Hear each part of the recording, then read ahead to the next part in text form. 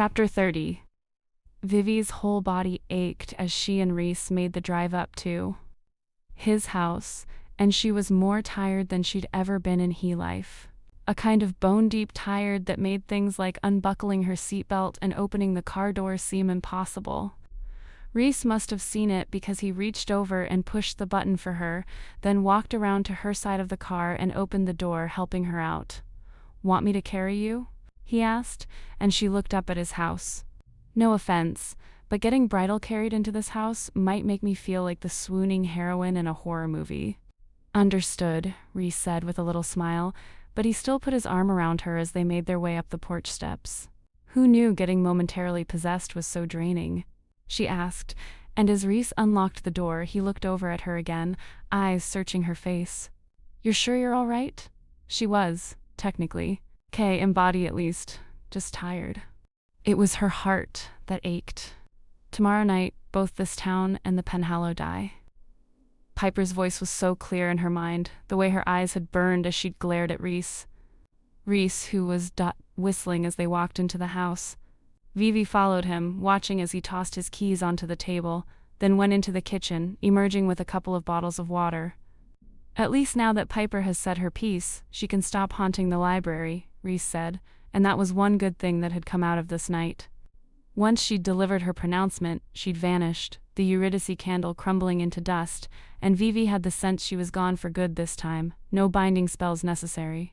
But it still made her sad, the thought of that bright, talented witch feeling her power slowly drain away as she attempted magic that was entirely too much for her. It felt like such a waste. Reese handed Vivi a bottle of water, flipping his own in his hand a couple of times before opening it. Still, mission accomplished and all that. He moved toward her, but Vivi stepped back from him, suddenly not quite as exhausted. "Reese, did you miss the part where if we don't fix this tomorrow night, you're going to die?" He stood there in the living room, nonchalant, sipping his water, so she says. Vivi gaped at him. "No, not so," she says. "Seriously, you'll die unless we can raise Alwood's spirit and somehow convince her to forgive you for the sins of your family. Which, let me remind you, is a very tall order. Never know until we try, so don't really see much point worrying about it," he said, and then set his bottle on the table, walking over to take her hands. "Now, should I die? I was thinking some kind of Viking funeral. Launch me in a fiery boat, you know? Do they have lakes around here?" Jerking her hands out of his, Vivi stared into those blue eyes, that handsome face, and once again she could see Gwyn's card for him clear as day. The fool, cheerfully walking off mountains. "Can you not make jokes about this?" she snapped, and Reese rocked back on his heels, a trio of creases appearing on his forehead. "Sorry," he said. "I forgot what a night you've had. Not a good time for quips. You're right, don't do that." "Do what?" Crossing her arms, Vivi faced him there by the front door, her head pounding, her mouth dry. "Act like I don't think it's funny just because I'm tired. I don't think it's funny because there's nothing amusing to me about you possibly dying, especially since it's my fault." Her voice cracked on the last word, and she felt tears sting her eyes. "Please don't let me cry in front of him. Please don't let me cry in front of him." But it was too late, and he made a pained sound as he reached for her again. Backing away, Vivi lifted her hands. "No, I'm okay, I'm not fine, but I just..." She looked at him and said the words in her heart, the words that were scaring her so much. "What if we can't fix it, Reese? But what if we can?" He reached for her again, and this time, Vivi let him pull her against him, his arms wrapped tight around her, as she rested her head on his shoulder, closing her eyes, and feeling her heart sink somewhere south of her navel. This was Reese. This was who he was. And she loved that about him, the kind of cheerful optimism that it would all go his way because, honestly, it always kind of had. He would always be like this. And he would always break her heart. He wouldn't mean to. He definitely wouldn't want to, but he would. And who knew what would happen then? Vivi hadn't meant for any of this to happen, but it had, all because she'd loved him too much, felt too many big feelings for him. And maybe a woman who didn't have witchcraft running through her veins could risk that kind of thing, but Vivi couldn't. Not again. Swallowing hard, she pulled away.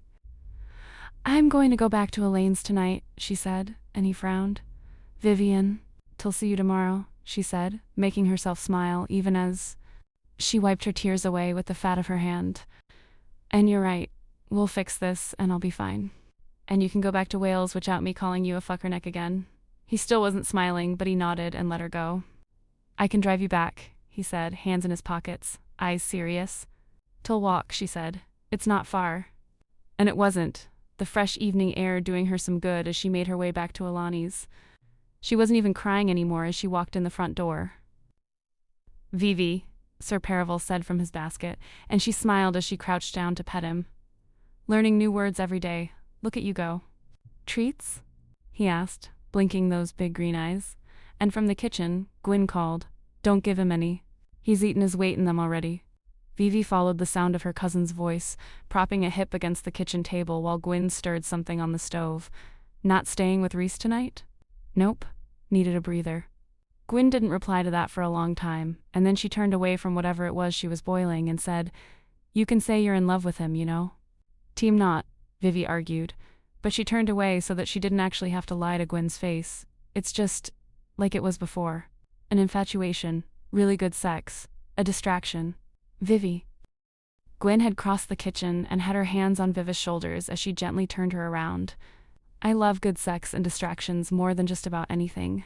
But I also can recognize when something is the real deal. And this isn't I... Viv could have withstood a lot of things. Sarcasm, prying, possibly even torture. Had Gwyn attempted any of those, she would have been able to breezily insist that she was not in love with Rhys Penhallow, and that she was just a 21st century woman having a good time in the midst of what was otherwise a total mess. But Gwyn was looking at her so sincerely with those big blue eyes that had always seen right into her soul, and oh god damn it, now she was crying. Again, just a little, but that was enough for Gwyn. Her face creasing in exaggerated sympathy, Gwyn pulled Vivi in, smothering her in orange wool and the scent of lavender. "Baby girl," Gwyn sighed, and Vivi hugged her back, letting herself cry. "It's so stupid. So is love, to be honest. We're completely wrong for each other, which is why it's hot. I cursed him, Guinevere. Who among us hasn't?" Pulling back, Vivi stared at Gwen before swiping at her wet cheeks.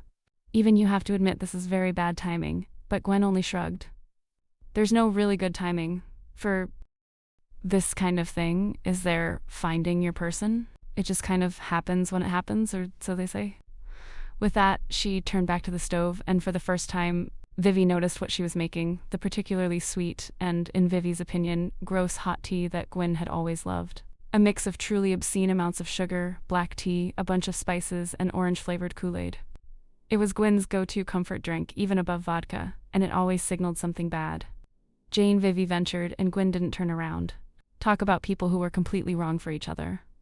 Without saying anything else, Vivi walked over and put her arms around Gwyn's waist, resting her cheek against Gwyn's back. Then, after a pause, she asked, "Want to curse her?" Gwyn burst into laughter, dropping her hands to cover Vivi's and squeezed. "You know, let's wait to see how your sitch turns out before we attempt cursing again, okay?" "Fair," Vivi answered, giving Gwyn one more hug before going over to the cabinet to get them both mugs. Tonight, she'd sit at the kitchen table and drink Gwyn's breakup tea, and tomorrow, she'd make a deal with the devil. Maybe literally.